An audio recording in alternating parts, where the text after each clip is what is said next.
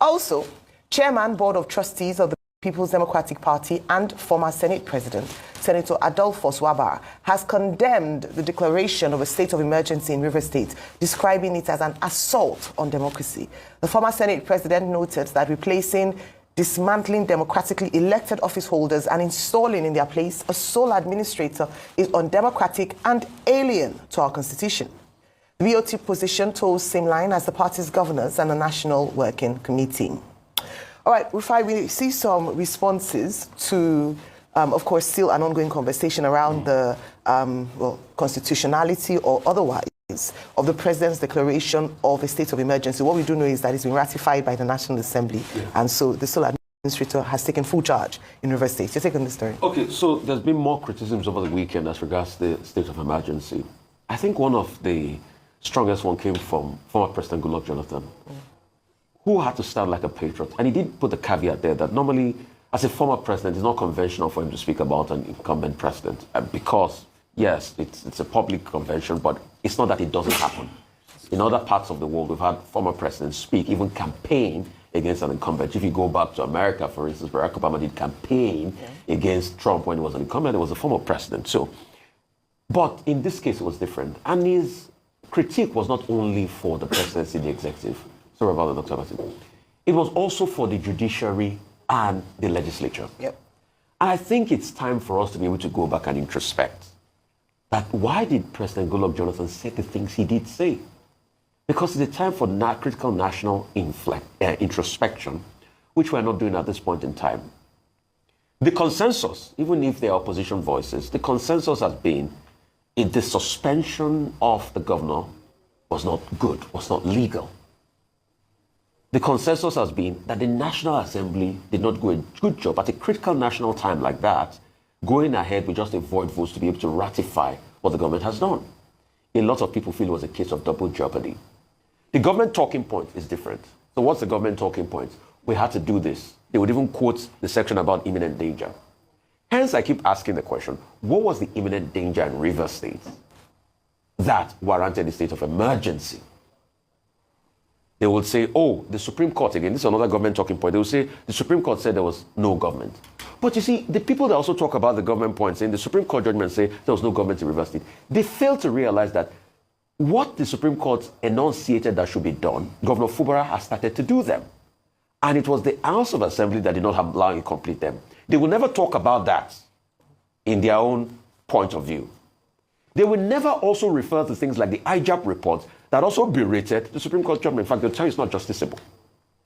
Then the critique by Professor Wole Soyinka, which was also something that a lot of people looked at. But I think I had analyzed that speech again. So it was not an all-out attack on President Tinubu. It was just a conversation around the principles, what should be done. And he went further to say the things we have constantly said, that the Constitution reposes so much power in the President of the Federal Republic of Nigeria. And that's the conversation about a national conference, to be able to whittle down these powers. Why do we say the devolution of powers? To be able to whittle down some of these powers. Then the other portion is the story that at least we have seen the proof of life now, because that was the bone of contention. Where is Wabara all this while? We have finally seen that he's out there. He went to church, Salvation Ministries. Then the rebuke of the former Senate President, Adolphus Wabara, who is also a BOT chair. Some will say, oh, it's because he's the BOT chair, that's why he's saying all of this. But he said it's an assault on democracy. And many parts that have argued in favor, I said it's an assault on democracy. In fact, President Tinubu too had argued that state of emergency is argued along the lines of the fact that state of emergency was an assault to democracy when he was in opposition. But some people in his camp will argue for today and say, oh, it's not the case. He had to do what he had to do.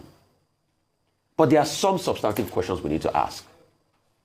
Is it that every time now, when there's any skirmish between people that are pulling the puppet strings of a state, is it that the state of emergency is going to emerge?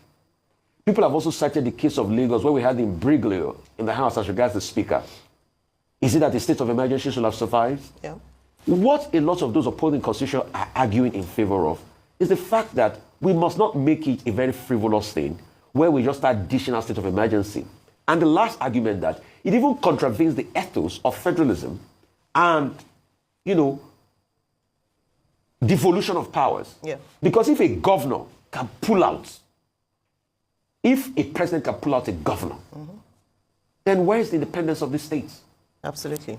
All right, thanks. Dr. Abati, your take on this story. Okay, let me see how much time is left to talk about this. Now, the president made a declaration of emergency in Rivers State on Tuesday. The Senate, the House of Reps, the National Assembly endorsed it on Thursday. And since then, there have been reactions. Now, if you look at the number of persons who have decried this declaration of emergency, they include Professor Wole Soyinka, as we have been told, who says this is an assault on federalism and the separation of powers.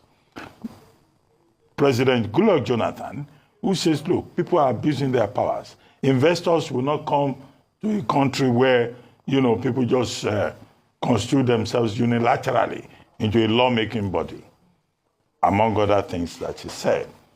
Now, the PDP, Senator Adolphus Wabara, PDP BOT chairman, and also the PDP Conference of Professionals, CP-PDP, they've also condemned what has happened.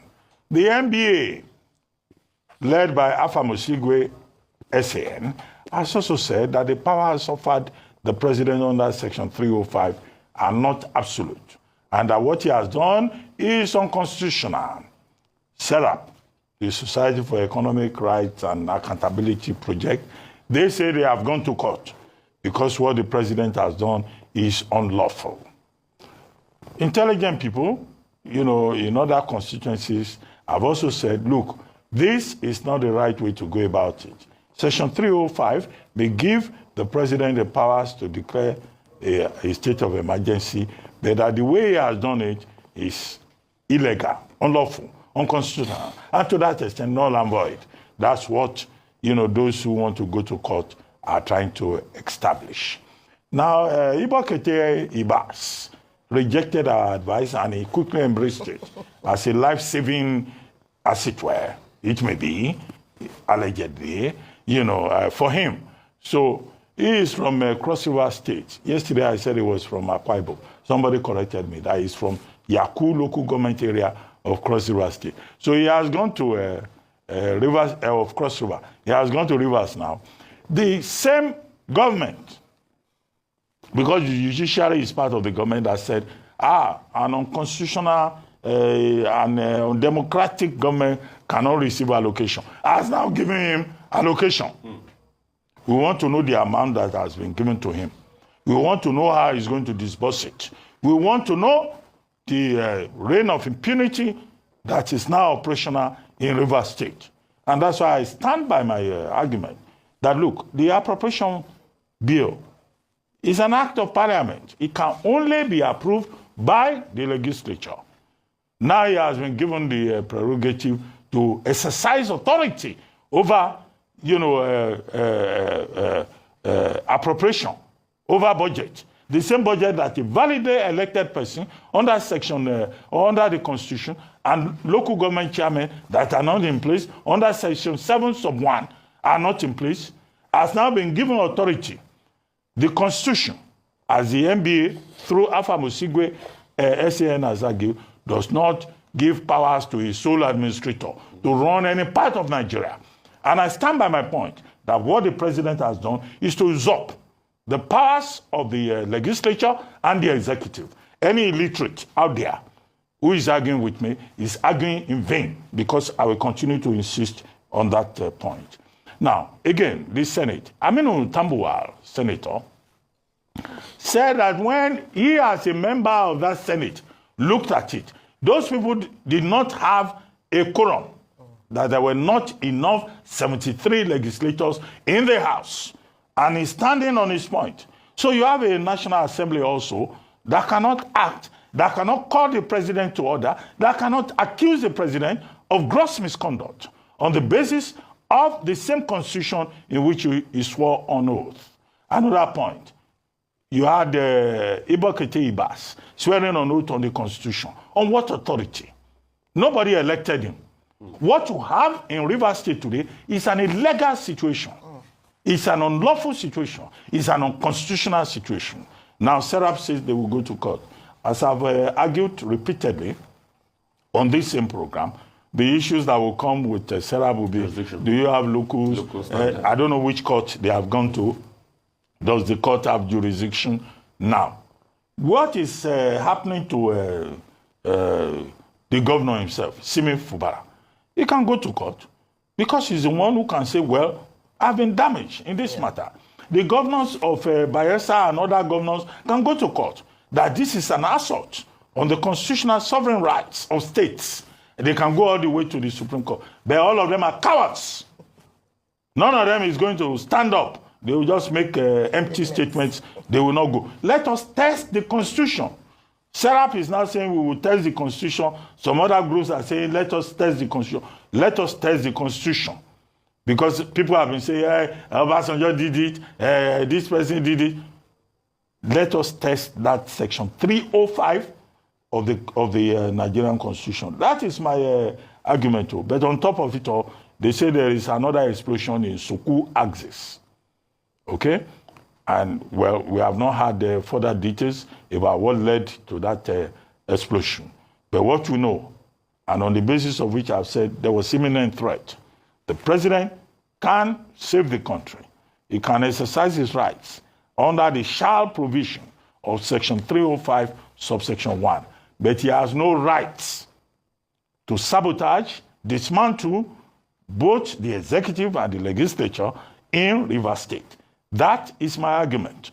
And imbeciles and illiterates, can argue otherwise. But this is the way I see it. And this constitution, this same constitution, provides for freedom of expression. Let them go about saying, he did not suspend, he did not remove, he suspended. I think that the major argument that has been made by all the contributors to this argument, from Peter Obi to Atiku Abubakar to BOT chairman of the PDP to CP, concerned professionals in the PDP, is that the president should reconsider his position. He can suspend the governor, but if that is what he wants to do. But we are saying that it is wrong. The suspension is wrong. And we have a precedent in what President Jonathan did. So we are waiting. We are waiting for them. As for Governor Fubara, suddenly appearing, well, the order by the president did not say he should disappear from the surface of the earth. So he went to Salvation Ministries. All these people, when they fail, they go to God. But people should stop blaming God in this country. The problem is with Nigerians. It's with our leaders. The problem is not with God. I don't know what Pastor Ebiyemoye, what he's going to do.